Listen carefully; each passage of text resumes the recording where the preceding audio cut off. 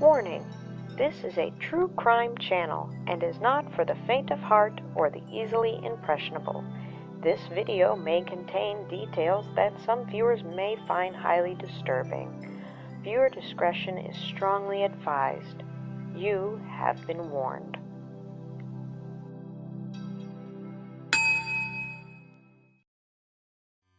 Hello everyone and welcome back to my channel where I still don't have any of the proper equipment, I refuse to follow the script, and where I disturb everyone with how many facts I know about cannibalism. Today, unfortunately, my most beloved and murderous horde, I must confess, is not my proudest of days. I must tell you all something quite terrible, I'm afraid. I've recently discovered something about myself, and that there is a rather ugly truth about me and this channel. That truth is, I have been a horrible, sexist shitlord to you all. Yes, I know.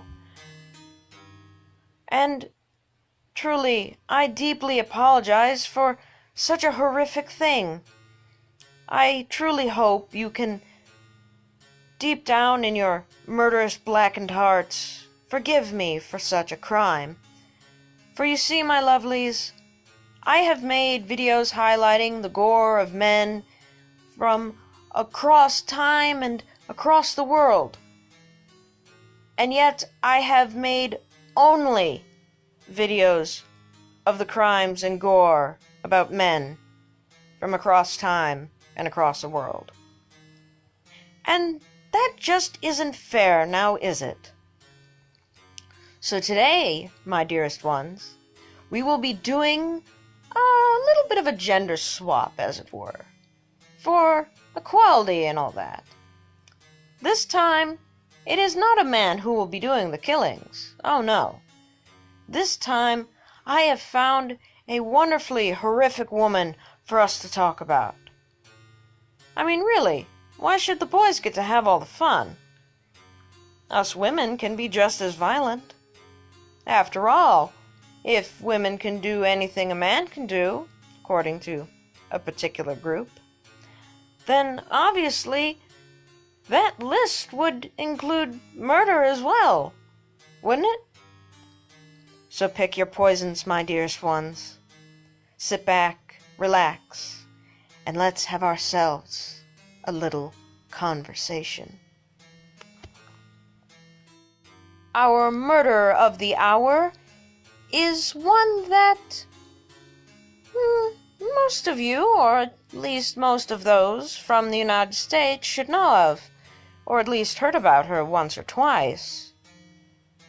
And she is one of my personal favorites as well.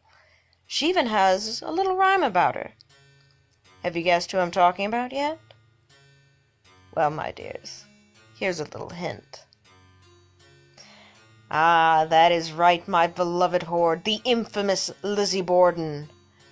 Now, while she isn't technically a serial killer, she is truly infamous. As her rhyme goes, Lizzie Borden took an axe and gave her mother 40 whacks. When she saw what she had done, she gave her father 41. A lovely bit of poetry, to be sure, but unfortunately, as I will later explain, it is completely inaccurate. I do have fun saying it, though. Let's get down to business now, shall we? Lizzie Andrew Borden was born on July 19th of 1860. She passed away June 1st of 1927. She was an American woman who gained infamy after being tried and later acquitted for the 1892 axe murders of her father and stepmother in Fall River, Massachusetts, USA. That would be on the East Coast, for those of you who do not live within the United States and have no idea where the hell that is. Now, this particular case was truly the crime of the century throughout the country. In fact, following Lizzie's release from prison where she had been held during the trial, she actually chose to remain a resident of Fall River, despite the fact that she was now more or less a social pariah. The Commonwealth of Massachusetts actually elected to not charge anyone else with the murder of Andrew and Abby Borden, though speculation about the crime still continues today, more than 100 years later. Borden was born in Fall River, Massachusetts, to Sarah Anthony, who was born in 1823 and passed away in 1863, and to an Andrew Jackson Borden, who was born in 1822 and, not surprisingly, died in 1892. Borden's father, Andrew, grew up in very modest surroundings and struggled financially as a young man, despite being the descendant of quite wealthy and influential local residents. He eventually prospered in the manufacture and sale of furniture and caskets, and actually went on to become a rather successful property developer. He directed several textile mills, including the Globe Yarn Mill Company, Troy Cotton, and the Woolen Manufacturing Company.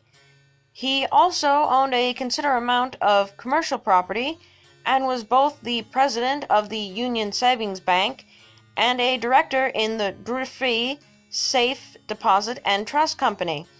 At the time of his death, his estate was to be valued at about $300,000, which in 2017 would actually be $8,170,000.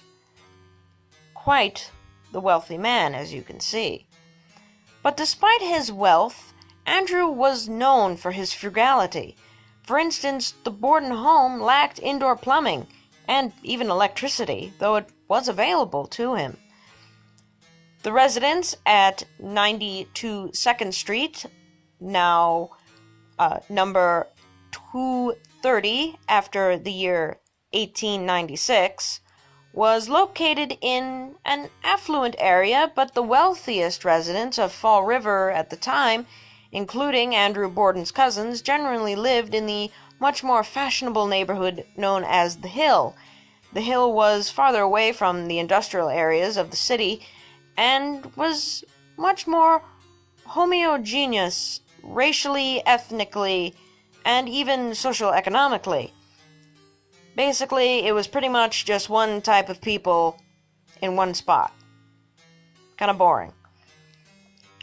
Now, Lizzie and her older sister, Emma Lenora Borden, who was born in 1851 and passed on in 1927, had a relatively religious upbringing, as was customary of the time, and they attended Central Congregational Church. As a young woman, Lizzie was very much involved in church activities, including teaching Sunday school for children of recent immigrants to the United States. She was involved in Christian organizations such as the Christian Endeavor Society, for which he served as the secretary-treasurer, and contemporary social movements such as the Women's Christian Temperance Union, or WCTU. Kind of sounds like a... Actually, that sounds very similar to a TV company that exists in the United States, but that actually exists in Chicago and has nothing to do with Christianity. Moving on. She was also a member of the Ladies' Fruit and Flower Mission, which I'm actually not sure what that is. It didn't say. 3 years after the death of her mother, Sarah Borden, Andrew Borden actually remarried to an Abby Dofree Gray, who was born in 1828 and, unsurprisingly, died in 1892. During police questioning and inquest, Lizzie stated that she had called her stepmother Mrs. Borden, and really didn't say on whether they had a cordial relationship or not. And in fact, they very much didn't, as Lizzie believed that Abby was after her father's money, something that Lizzie truly, and is very heavily implied, thought was rightfully hers and her sister's. During the inquest after this crime, Bridget Sullivan, the Borden's live-in maid, testified that Lizzie and Emma rarely ate meals with their father and stepmother. In May of 1892, Andrew actually killed pigeons in his barn with a hatchet, believing that the pigeons were attracting local children to hunt them. Lizzie had recently built a roost for the pigeons and was quite upset over their deaths. I do find it to be an odd phenomenon that most killers have had a pet killed by a parent or by a trusted adult. I think there might be something there. Word of caution, parents, do not kill or sell off your children's pets, especially if they show antisocial tendencies. I think that might be in your best bet to avoid this kind of death. Anyway, a family argument that happened in July of 1892 prompted both sisters to take extended vacations in New Bedford. After returning to Fall River a week before the murders, Lizzie actually chose to stay in a Fall River rooming house for about 4 days before returning to the family residence. Tensions had been growing in the family in the months before the murders, especially over Andrew's gifts of real estate to various branches of Abby's family. After their stepmother's sister received a house, the sisters had demanded and received a rental property, the home they actually had lived in until their mother's death, which they purchased from their father for, get this, $1. Too bad rental properties aren't still that cheap. I would have several.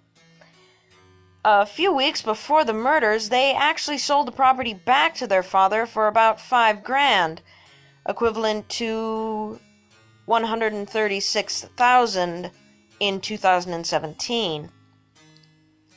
The night before the murders, John Vicum Morris, the brother of Lizzie's and Emma's deceased mother, visited and was invited to stay for a few days to discuss business matters with Andrew, their father. Some writers have speculated that their conversation, particularly about property transfer, may have aggravated an already tense situation, for it was a well-known fact that whenever Andrew Borden discussed any kind of business, especially about property, Lizzie was not far away. For several days before the murders, the entire household actually was violently ill. A friend of the family later speculated that the mutton left on the stove for use in meals over several days was the cause, but Abby had feared poisoning as Andrew Borden was not a popular man. Of note, the Bordens actually did have an icebox, and some historians believe that the hot weather at the time made it unlikely that it wouldn't have been used, thus possibly ruling out any contaminated meat-related sickness. Abby and Andrew Borden were murdered at their home on the morning of Thursday, August 4th of 1892. Abby between the hours of 9 a.m. and 10:30 a.m., and Andrew between the hours of 10:30 a.m. and 11:10 a.m. Abby Dufresne Gray was upstairs cleaning the guest bedroom, though that was one of Lizzie's and Emma's regular chores. John Morris had slept in that room the previous night, and Abby had gone up to the room to make the bed. According to the forensics investigation, and interestingly enough, forensics investigation was, though in its infancies, actually used in the late 1800s. In fact, they even had fingerprint analysis. though it was not, and I hesitate to use the word sophisticated, but it's the only one I can think of, as it is today, and even now it truly isn't all that sophisticated today. But it is an interesting fact to know that they did in fact use such investigations tactics. Quite interesting. Abby was said to have been facing her killer at the time of the attack. She was first struck in the side of the head with a hatchet or hatchet-like object, which cut her just above her ear, causing her to turn and fall face down onto the floor, creating contusions on her nose and forehead. Her killer then struck her multiple times, delivering a roughly 17 direct hits to the back of her head until she was deceased. Andrew Jackson had a slightly less horrific death. After breakfast, Andrew and Morris went into the sitting room where they chatted for almost an hour. Morris left to visit a relative at roughly 8:48 a.m., and Andrew left for his regular morning walk sometime after 9 a.m. When he returned at around 10:30 a.m., his key failed to open the door, so he knocked on it for attention.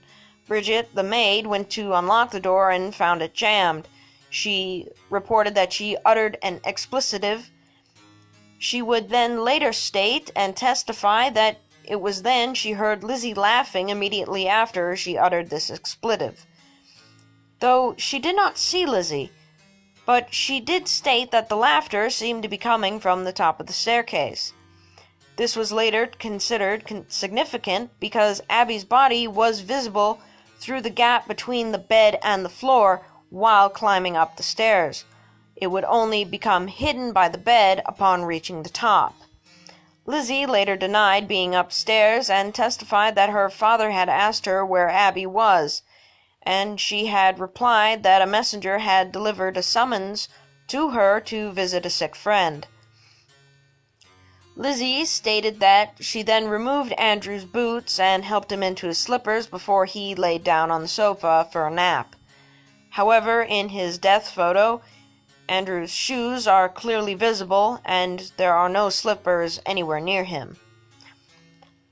Next, she informed Bridget of a department store sale and permitted her to go, but Bridget was not feeling well at the time and went to take a nap up in her bedroom instead. Bridget Sullivan testified that she was in her third-floor room resting from cleaning the windows when just before 11:10 a.m. she heard Lizzie call from downstairs, "Maggie, come quick! Father's dead. Somebody came in and killed him." Lizzie, however, always called Bridget Sullivan Maggie, which was the name of their earlier maid. She was obviously not a very nice young woman. Lizzie, I mean. Andrew was slumped on the couch in the downstairs sitting room, struck 10 or 11 times with a hatchet or hatchet-like weapon. One of his eyeballs had actually been split cleanly in two, suggesting that he had still been asleep when he was attacked. His wounds were even still bleeding, suggesting that the attack had been quite recent. Lizzie's answers to the police officer's questions were at times strange and contradictory. Initially, she reported hearing a groan or scraping noise, or even a distressed call, before entering the house. But 2 hours later, she said she had not heard a thing when entering the house and hadn't realized there was anything wrong. When asked where her stepmother was, she recounted that Abby had received a note asking her to visit a sick friend. She also stated that she thought Abby had returned and asked if someone could go upstairs and look for her. Bridget and a neighbor, Mrs. Churchill, though I doubt that they were related to Winston Churchill, were halfway up the stairs. Their eyes were level with the floor at this time when they looked into the guest bedroom and saw Abby laying there face down on the floor. Most of the officers who interviewed Lizzie reported that they disliked her attitude. Some said she was just too calm and poised. Despite Lizzie's attitude and changing alibis, nobody bothered to check her for bloodstains for some reason. Police did a search of her room, but it was merely a cursory inspection at best. At the trial, they admitted to not doing a proper search because Lizzie was not feeling well. They were subsequently chastised for their lack of diligence. In the basement, police found 2 hatchets, 2 axes, and a hatchet head with a broken handle.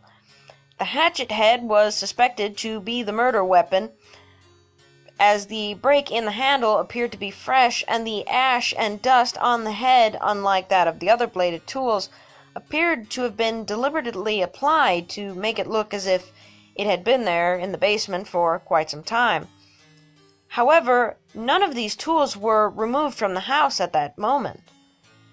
The sisters' friend, Alice Russell, decided to stay with them a while John Morris spent the night in the attic guest room, contrary to later accounts that stated he slept in the murder site guest room. In fact, he did not step foot in the murder site guest room. Police were stationed around the house, and later that night an officer saw Lizzie enter the basement and bend over the pails containing her parents' bloody clothing, though this action was never explained. The following night, Morris left the house and was immediately swarmed by hundreds of people. The police actually had to escort him back into the house for his own safety. On August 6th, police conducted a more thorough search of the house, inspecting the sisters' clothing and confiscating the broken-handled hatchet head. That evening, a police officer and the mayor actually visited the Bordens, and Lizzie was informed that she was in fact the suspect in the murders. The next morning, Alice Russell entered the kitchen to find Lizzie tearing up a dress. Lizzie explained that she was planning on putting it into the fire because it was covered in paint and therefore ruined. It was never determined whether or not that dress was the same one she had been wearing on the day of the murders. Lizzie's trial took place in New Bedford starting on June 5th of 1893. Prosecuting attorneys were Jose M. Knowlton and future Supreme Court Justice William H. Moody. Defending were Andrew V. Jennings, Melvin O. Adams, and former Massachusetts Governor George D. Robson. Prominent points in the trial and in the press were as follows. The hatchet head found in the basement, though it was not convincingly shown to be the murder weapon. Prosecutors argued that the killer had removed the handle because it was bloody. One officer testified that the hatchet handle was found near the hatchet head, but another officer contradicted this. Though no bloody clothing was found, a few days after the murder, Lizzie burned a dress in the stove, having claimed that it had been ruined when she brushed up against fresh paint. I do believe you can imagine what the prosecution's argument was. According to the testimony of the maid, Bridget, she had gone upstairs at around 10:58 a.m. and left Lizzie and her father downstairs. Lizzie told many people that at this time she went into the barn and was not in the house for 20 or perhaps even a half an hour. Hyman Lubunsky testified in the defense of Lizzie, saying that he saw her leaving the barn at about 11:03 a.m., and Charles Gardner confirmed the time. At 11:10 a.m., Lizzie called the maid downstairs. She told her Mr. Borden had been murdered, and told her to not go into the room where he died. Instead, Lizzie sent the maid to fetch a doctor, which I do find rather odd. If your father has been murdered, why you wouldn't fetch for the police is kind of beyond me, but moving on. There was, however, a similar axe murder nearby shortly before the trial began. though its perpetrator was later shown to have been out of the country when the Bordens were killed. Evidence that was excluded that Lizzie had sought to purchase prussic acid for cleaning a sealskin cloak, as she stated, from the local druggist on the day before the murders, when the judge ruled that the incident was too remote in time to have any connection. Because of the mysterious illness that had struck the household before the murders took place, the family's milk and the Andrews and Abby stomachs were removed during the autopsies performed in the Borden dining room, nevertheless. How lovely. And were all tested for poison. No poison in any of those objects were found.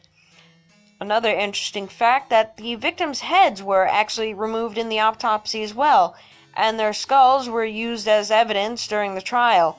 Lizzie is said to have fainted upon seeing them. The heads were later buried at the feet of each victim. How lovely.